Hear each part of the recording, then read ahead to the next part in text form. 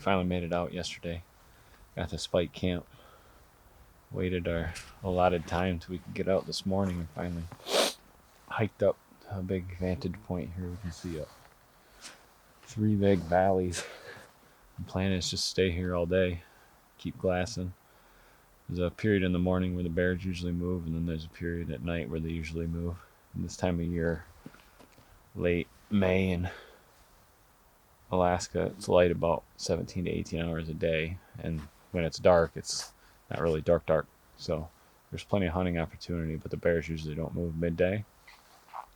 But we've got reports that a lot of the hunters in the other camps are starting to see more activity, which means the bears are coming into full rut. So it's just like a whitetail.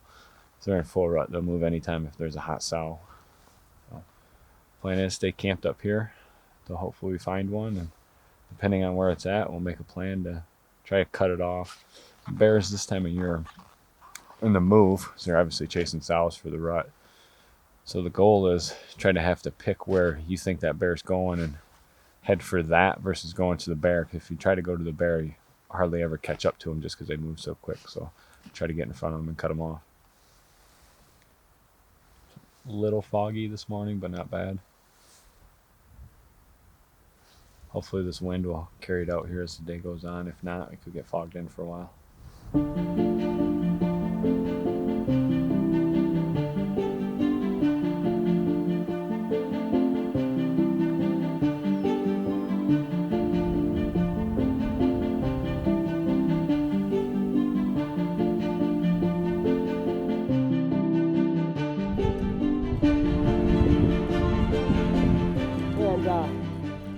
If we see a bear down along the river, we got to come down this way to go down to the bridge. Can't drop off the other way. We'll leave our waders here. If we see something up in the mountains, we don't need our waders, but that way we're not packing our waders everywhere. Okay. So just put our waders right here. That way we're all good to go.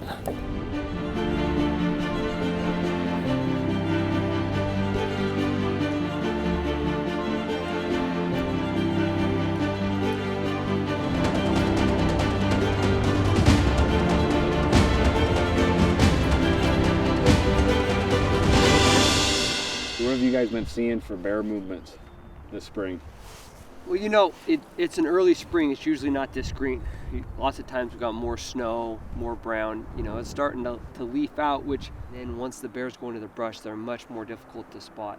The mating season, there's a lot of things that are happening, courting and things.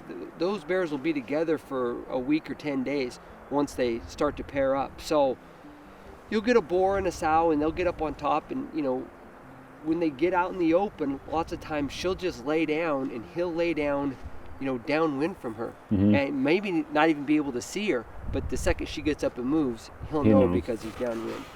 The one thing about it, brown bear hunting is far from a guarantee. We've had seasons where we've been 100%, and we've had seasons where we've been 50% success, and it's just there's a lot of factors that come into play that we don't have control over.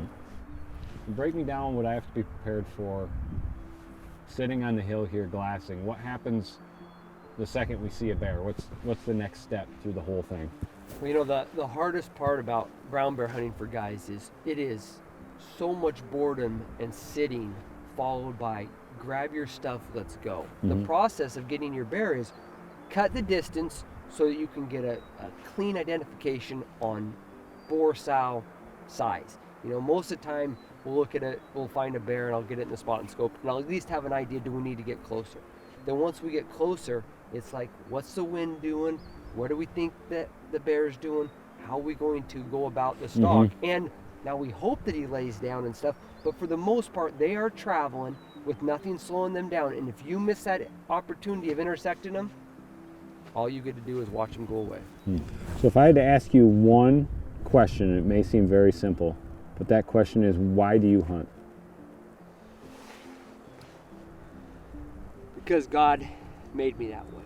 I mean, that's the DNA He gave man. We're a hunter-gatherer. That's the natural instinct that He gave to boys. I mean, why do we like guns that go bang? Why do we like hot rods? Why do we like big trucks? Because that's the instinct God instilled in us.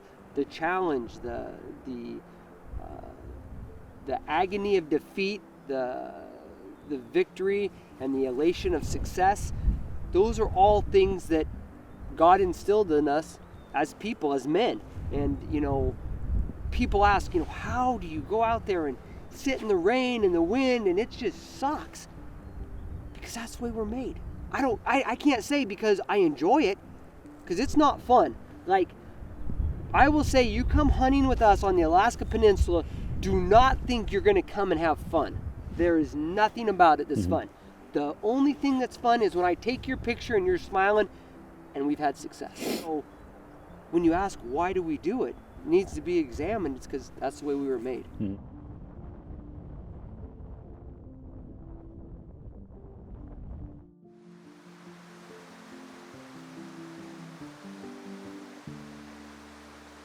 The clear skies today, taking our time going to the glassing knob and stopping on and off and just making sure we cover everything and see a lot more of the faraway peaks than we could yesterday. We'll make sure we're covering all the ground. If there's one out there roaming around, we'll be able to see them before we get there.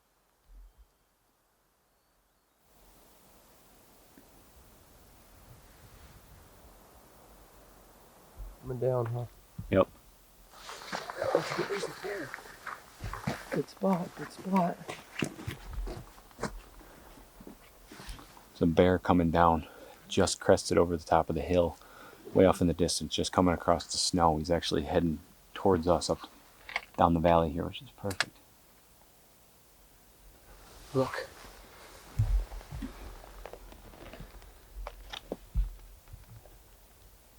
That's like a big head. That's a big bear. I mean. So he caught that second glance I got at him when he was walking that pigeon toed. I could tell something was.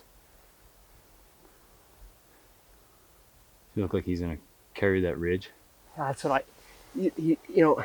He could cut off at any point, but let's keep going. Because if we can cross above that waterfall, that saves us bunch of time. a bunch of time. All right. But, it's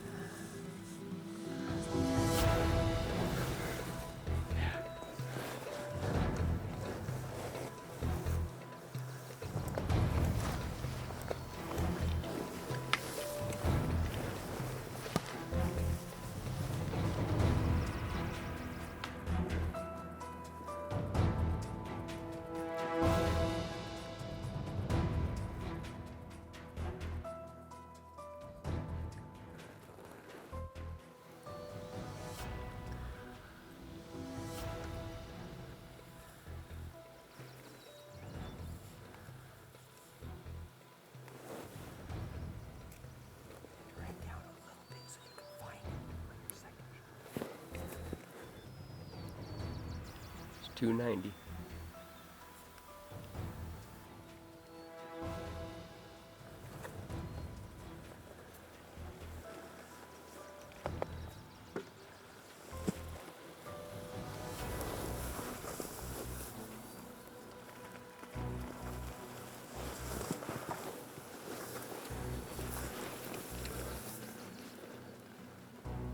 He's at about 300 now, man.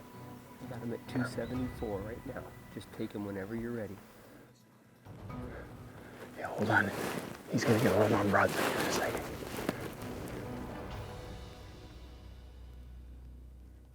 Got it. All right, you ready? Take him now? Yep.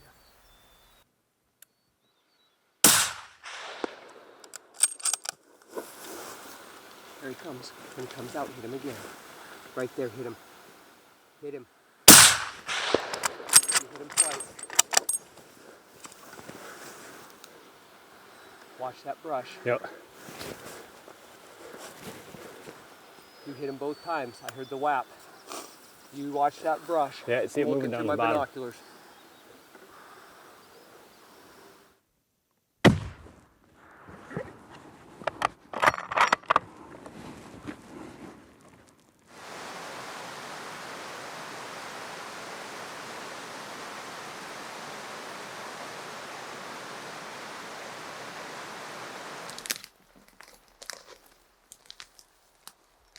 Here, you just stay right here. Yep. Let me just.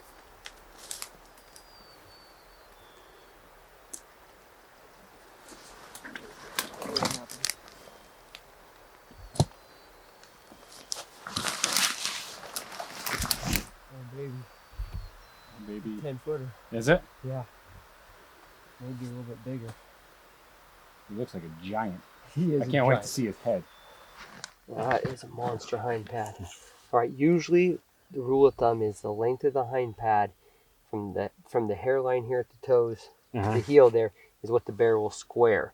Now, there's a little bit of give, but that one's almost 11 inches. And I mean, so it's a solid 10 and a half foot bear. What'll happen is this is a good reference. But like if you see this track while you're walking, you go, I want to find that bear. Okay.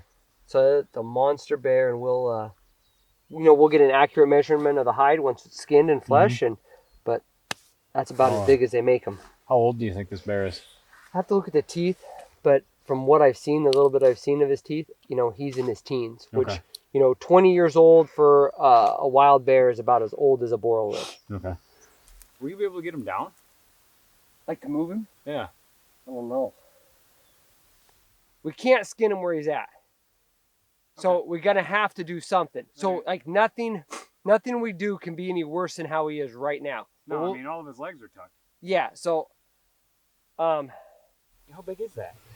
Big. That goes in the big category. That goes in the big category. Yeah, I hate to give anything because it could be a meathead or it could be all bone. I mean, I will tell you, that's as big a hind foot as I've seen.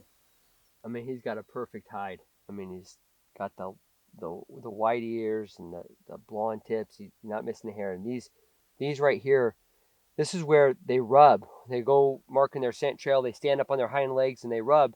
And a lot of times when they're rubbing, they're grabbing branches and bringing them down and trying to get them all over them, because the higher they can get up on a brush or on the tree with these scent marks and marking their scent, that displays how big a bear is in the area. And so that's why you have these little rub marks. It's, the bigger, the older the boar, the more pronounced they are. And what a monster bear.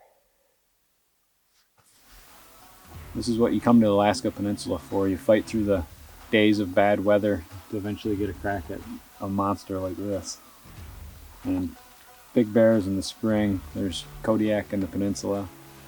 Peninsula doesn't quite have the bear density that Kodiak does, but there's a greater chance of being able to take a monster just like this. Just everything has to work out right, and there's so much play in the weather here. Finally got one good day where there's a little bit of sun out, and this guy was up cruising. In the springtime versus the fall, spring hunts are when the bears go into rut, so it's just like a whitetail. Once that rut hits, bucks are going everywhere. Same thing with these big old boars.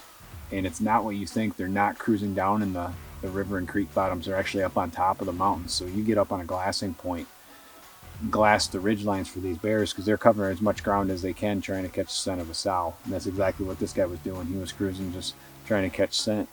And got lucky as he was topping over a mountain before he disappeared. And once you see him, it happens quick. And that's exactly what happened with this guy. But couldn't be happier. Great time, and now the real work starts.